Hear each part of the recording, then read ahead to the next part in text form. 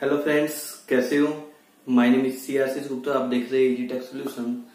Friends, normally हम business में loan देते भी रहते हैं और लोन लेते भी रहते हैं। अनसिक्योर्ड लोन के रूप में हम अपने फ्रेंड्स से, रिलेटिव से लेते रहते हैं और कोई ना कोई हमें उन्हें देता भी रहता है, हम आगे भी देते रहते हैं। लेकिन फ्रेंड्स, कुछ चीजों का हमें ध्यान रखना चाहिए, ठीक है। अदरवाइज अगर हमने इन चीजों के ऊपर ध्यान नहीं दिया तो आपको काफी ज्यादा पेनल्टी, एक किस्म का काफी ज्यादा टैक्स पे करना पड़ सकता है, ठीक है। अब किन किन चीजों का ध्यान रखना चाहिए वही हम आज के वीडियो में देखने वाले हैं। जी हाँ फ्रेंड्स, आज जो हम बात करने वाले हैं वो बात करने वाले सेक्शन 68 की, section 68 of the income tax act. Friends, सबसे पहले तो सेक्शन 68 कहता क्या है।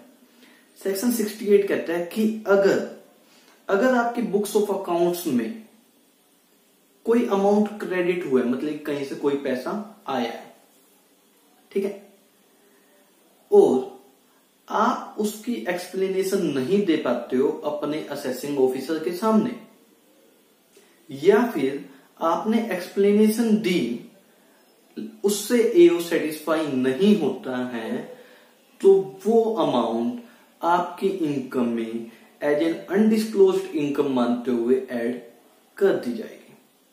मान लीजिए फ्रेंड्स, मैंने किसी से अनसिक्योर्ड लोन लिया 5 लाख रुपए का, ठीक है, और मैंने ऑलरेडी आईटीआर फाइल कर रखी थी 2.5 लाख रुपए की। अब उस 5 लाख को मैं जस्टिफाई नहीं कर पाया किन्हीं भी कारणों से, वो भी मैं बता दूंगा किन कारणों से आप जस्टिफाई ना कर पाओ, ठीक है। किन्हीं भी कारणों से मैं उस 5 लाख को जस्टिफाई नहीं कर पाया तो आईटीओ जो असेस करेगा मेरी इनकम 2.5 लाख रुपए जो मैंने फाइल कर रखी थी, प्लस में जो 5 लाख रुपए अनडिस्क्लोज सोर्सेज की इनकम बताई उसको भी ऐड कर देगा, तो हमारी इनकम बन गई 7.5 लाख रुपए। उसके अकॉर्डिंग वो मेरा टैक्स कैलकुलेट कर देगा, ठीक है। चलो फ्रेंड्स, एक एग्जांपल देता हूं मैं, मस्त सा, आपको टोटली बात समझ आ जाएगी। क्या हुआ फ्रेंड्स, मान लीजिए मैं एक कंपनी हूं, ठीक है।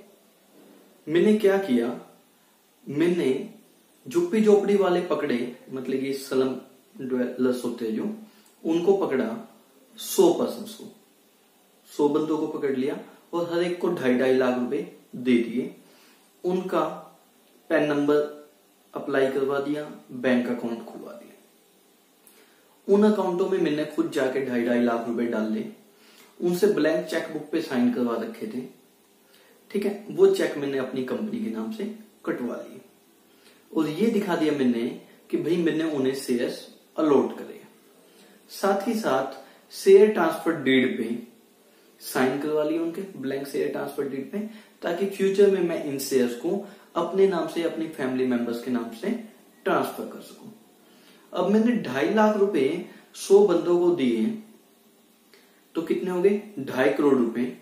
मतलब कि मैंने 2.5 करोड़ रुपए का पैसा जो कि ब्लैक का था वो मैंने 1 नंबर का बना लिया। अब इनकम टैक्स ने क्या किया, मेरी कंपनी का केस खोला, ठीक है। कंपनी ने पाया कि भाई 2.5 करोड़ रुपए आए हैं इसके पास और वे पैसे आए हैं झुप्पी झोपड़ी वालों से, तो उन्होंने मेरी इनकम में ऐड करना चाहा।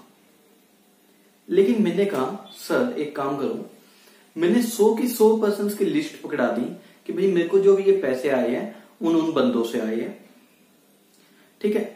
अपनी बैंक की स्टेटमेंट दिखा दी कि भाई मेरे पास ये 2.5 लाख रुपए आए हैं, और उन पर्सन्स की भी बैंक स्टेटमेंट ला के दिखा दी कि लो जी उनके पास 2.5 लाख रुपए ये आए हुए। बैंक इनकम टैक्स वालों ने देखा कि भाई उनका तो कोई अस्तित्व ही नहीं है, भाई 100 पर्सन्स एग्जिस्ट तो कर रहे हैं लेकिन एक्चुअली उनके पास कोई इकोनॉमिक बैकग्राउंड ही नहीं है, उनके पास पैसे, वे तो ऐसे बंदे जो डेली खाते, डेली कमाते, डेली खाते, उनका एक्चुअल में कुछ पैसे हो ही नहीं सकते।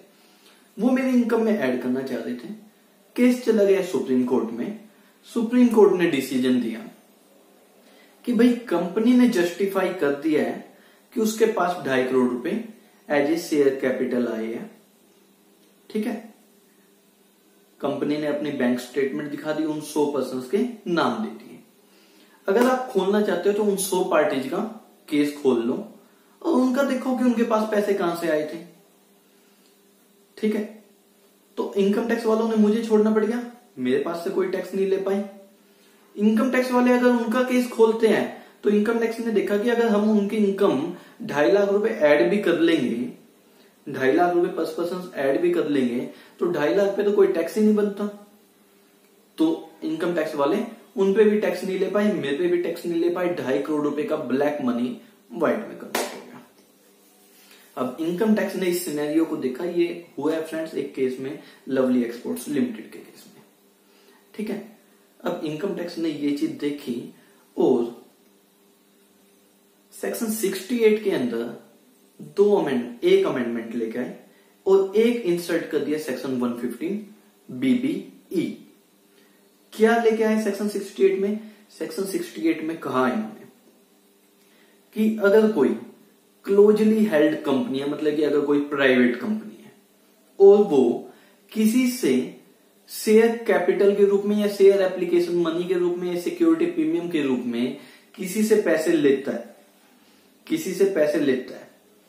और जिससे उसने पैसे लिए हैं वो उसका सोर्स अगर जस्टिफाई नहीं कर पाया कि उसके पास पैसे कहां से आए थे, तो उस इनकम को ऐड कर दिया जाएगा कंपनी के हैंड्स में ही उस इनकम को ऐड कर दिया जाएगा, उससे टैक्स ले लिया जाएगा। दूसरी चीज सेक्शन 115 BBE में क्या कर दिया कि अगर कोई इनकम ऐड होती है सेक्शन 68 की वजह से, अगर कोई इनकम सेक्शन 68 की वजह से ऐड होती है तो उसके ऊपर 30% टैक्स लगा दिया जाएगा। ये कब लाया गया था फ्रेंड्स? फाइनेंस एक्ट 2012 के अंदर, 2012 में लेके आया गया था इसे। ठीक है, अब हुआ क्या, मेरे हाथ में तो उन्होंने टैक्स ले लिया 2.5 करोड़ पे 30% के हिसाब से, और उनका भी केस खोल के उनसे पूछ के भाई 2.5 लाख रुपए कहां से आए, और उन्होंने जवाब नहीं दे पाए।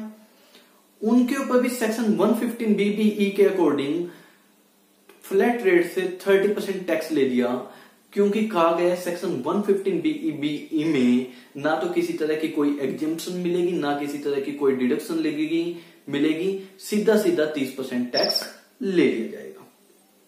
समझ आ गई फ्रेंड्स? अब हमारे मोदी साहब ने तो उसे सेक्शन 150 BBE को और तेज कर दिया। उन्होंने कहा 30% नहीं, हम तो 60% टैक्स लेंगे। 60%। जब नोटबंदी हुई थी ना फ्रेंड्स, उसी टाइम लाया गया कि सेक्शन 115 BBE में 30% की जगह टैक्स लगेगा 60% प्लस उसके ऊपर 25% surcharge plus education cess plus 234 ABC का इंटरेस्ट भी। ठीक है, मतलब कि फ्रेंड्स अगर आपकी बुक्स ऑफ अकाउंट्स में कोई फेक एंट्री पाई जाती है किस्म की, मतलब जिसके बारे में आप कोई एक्सप्लेनेशन नहीं दे पाते कि ये पैसा मेरे पास कहां से आया था, तो ये समझ लीजिए जितनी आपकी बुक्स ऑफ अकाउंट्स में वो एंट्री की अमाउंट है ना, वो या उससे ज्यादा ही अमाउंट चली जाएगी।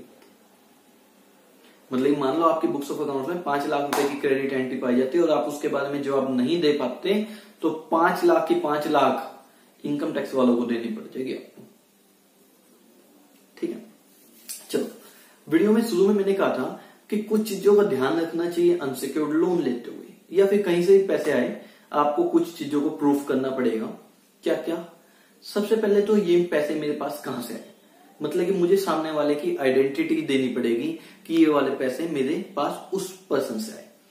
दूसरा जेन्युइननेस, कि ये जो पैसे आए जेन्युइन आए हैं, मतलब मुझे अपनी बैंक स्टेटमेंट भी दिखानी पड़ेगी और सामने वाले पार्टी की बैंक स्टेटमेंट दिखानी पड़ेगी कि हाँ जी उसके अकाउंट से डेबिट हुए और मेरे अकाउंट में क्रेडिट हुए। ठीक है, तीसरा क्रेडिट वर्थनेस ऑफ द क्रेडिटर, मतलब जिसने मुझे पैसे दिए हैं उसकी क्रेडिट वर्थनेस भी मुझे ही इनकम टैक्स वालों के सामने प्रूफ करनी पड़ेगी।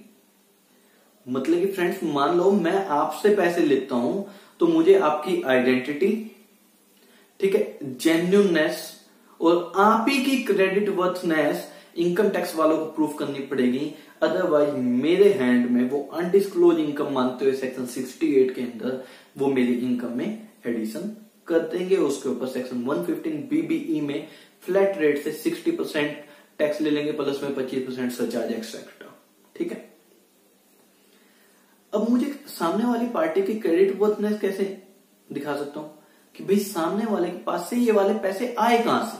अगर मैं उसकी आईटीआर दिखा दूं इनकम टैक्स वालों के पास कि भाई देखिए अगला पार्टी आईटीआर जेन्युइन वे से भर रहा है, इतने टाइम से भर रहा है, अगले के पास यहां से पैसे आए थे, अगले ने मुझे दे दिए, समझ आ गई।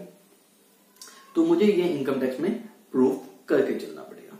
मतलब कि फ्रेंड्स आप भी अगर किसी से पैसे अनसिक्योर्ड लोन के रूप में लेते हो तो जरूर ध्यान रखना कि हम उसकी आइडेंटिटी, जेन्युइननेस और क्रेडिट वर्थनेस जस्टिफाई कर सकें। अच्छा फ्रेंड्स, कई केसों में हम करते क्या है, ठीक है, हम अपने फैमिली मेंबर से या फिर अपने फ्रेंड्स से क्या कहते हैं कि भाई ये ले 2.5 लाख रुपए तू अपने अकाउंट में जमा कराओ, मेरे को एज ए अनसिक्योर्ड लोन दे दे, मुझे कैपिटल की जरूरत है। ठीक है।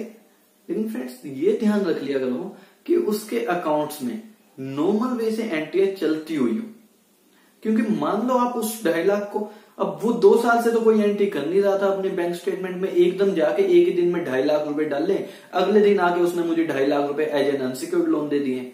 इनकम टैक्स वाले तो सीधा सीधा क्वेश्चन मार्क लगा देंगे कि आज तक अगले के पास कोई पैसा नहीं जमा करवाया बैंक में, केवल जिस दिन तुझे पैसा देना था 2.5 लाख रुपए जमा करा के तक दे दिया, ना कोई आईटीआर भरता ना कुछ करता, तो क्वेश्चन अराइज करते हैं। थोड़ा सा फ्रेंड्स इस चीज की तरफ ध्यान रखा करो कि कोई भी आप अनसिक्योर्ड लोन के रूप में ले रहे हो, ठीक है, कि उसकी बैंकिंग प्रॉपर हुई हो। ठीक है, मतलब कि ये ना हो कि हम उसका जवाब ही ना दे सके अपने आईटीओ के सामने। अब कईयों का आएगा यहाँ पे क्वेश्चन कि सर हम अपना केस फाइल कर देंगे, हम ये तर्क दे देंगे, लेकिन फ्रेंड्स याद रखो केस फाइल करने में हमेशा फीस लगती है, और ये भी याद रखना केस पे से पहले कुछ भी डिसाइड हो चुका हो, जरूरी नहीं है सेम केस आपके में भी डिसाइड हो जाए, मतलब कि आपकी फेवर में डिसाइड हो जाए। तो कोशिश किया करो फ्रेंड्स, जो भी काम करो अपनी तरफ से सबसे बढ़िया काम करके चलो कि आप उसे लॉजिकली समझा सको कि ये वाला पैसा मेरे पास कहां से आया था और सामने वाले पर्सन के पास भी पैसा कहां से आया था। अब ये तो बात आ गई फ्रेंड्स लोन लेने के रिगार्डिंग। अब लोन देने वाले को क्या ध्यान रखना है, क्योंकि सब कुछ तो लोन लेने वाले के हाथ में लगेगा नहीं फ्रेंड्स।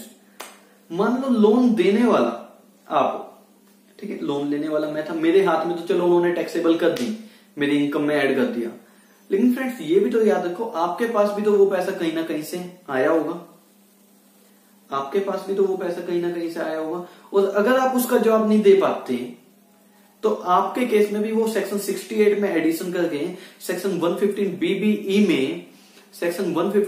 में उस पर 60% टैक्स ले लेंगे, प्लस में सरचार्ज, प्लस में एजुकेशन सेस आपसे भी ले जाएंगे फ्रेंड्स। तो आप भी मुझे देने से पहले ये जरूर ध्यान रख लो कि भाई आप उसे जस्टिफाई कर सकोगे नहीं कर सकोगे, क्योंकि मान लो मेरा, आप सोचोगे आप तो छोटे से एसएससी हो और मैं हूं बड़ा एसएससी, मेरा केस खुलेगा, मेरा केस खुल गया, मेरे हाथ में टैक्सेबल हो गया, लेकिन जब उन्हें ये दिखा कि भाई जिस बंदे ने मुझे पैसे दिए थे वो सही नहीं है, तो आपका भी तो केस खोल सकते हैं भाई। 143(2) में नहीं खुलेगा तो 147 में जाके खोल देंगे, ठीक है ना। तो आपका भी केस खोल सकते हैं और आपके हाथ में भी एडिशन कर सकते हैं। समझ आ गई फ्रेंड्स। तो कोई भी एंट्री करने से पहले थोड़ा सा ध्यान दिया करो कि हम इसे जेन्युइन वे से प्रूफ कर पाए। हवा में एंट्री लेनी बिल्कुल छोड़ दो, ठीक है। और कई बार तो हम ये कर लेते हैं अच्छे कि भाई ले लिया चेक से, दे दिया कैश। अरे ले लिया चेक से, वो आपकी बुक्स में खड़ा रह गया, बाद में वो पर्सन पाना भी नहीं, कहां से जवाब दे पाओगे। तो थोड़ा सा ध्यान रख के किया करो कि चेक से ले हो तो चेक से वापसी दो, ठीक है। चेक में किसी को दिया तो चेक से वापसी वो पैसे लेने चाहिए, ठीक है फ्रेंड्स। फिर भी अगर आपको कोई डाउट है इस वीडियो के बारे में तो आप प्लीज मुझे कमेंट कर देना, मैं कोशिश जरूर करूंगा कि आपके उस क्वेश्चन को सॉल्यूशन निकाल सकूं। Okay friends, thank you.